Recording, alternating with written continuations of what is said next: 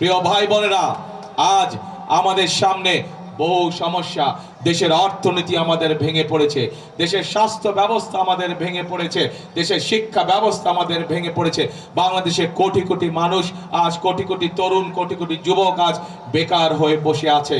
তাদের কর্মসংস্থানের প্রয়োজন। আমাদের শিক্ষার জন্য আগামী প্রজন্মের শিশুদের শিক্ষা ব্যবস্থাকে আমাদের গড়ে তুলতে হবে। আমাদেরকে বিদেশ থেকে, আপনারা নিশ্চয়ই পত্র পত্রিকার খবর দেখেছেন যে বিগত কয়েকদিন ধরে আমি বিভিন্ন দেশের রাষ্ট্রদূতদের সাথে কথা বলেছি।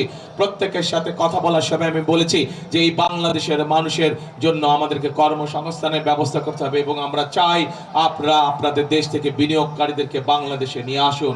প্রিয় ভাই বোনেরা, প্রত্যেকটি দেশের রাষ্ট্রদূত বলেছে ইনশাআল্লাহ বিএনপি ক্ষমতায় আসলে, বিএনপি সরকার গঠন করলে আগামী নির্বাচনে আমরা আমাদের দেশের বিনিয়োগকারীদেরকে এই দেশে নিয়ে আসব, যাতে করে তারা এখানে মিল ফ্যাক্টরি স্থাপন করে এবং এই দেশের মানুষের কর্মসংস্থানের ব্যবস্থা হয়। প্রিয় ভাই বোনেরা, প্রিয় ভাই বোনেরা, প্রিয় ভাই বোনেরা, আজ আজ সময় এসেছে আমাদেরকে এই সমস্যাগুলোর সমাধান করতে হবে এবং এই সমস্যার সমাধানগুলো করার যোগ্যতা এবং অভিজ্ঞতা একমাত্র বিএনপি আছে।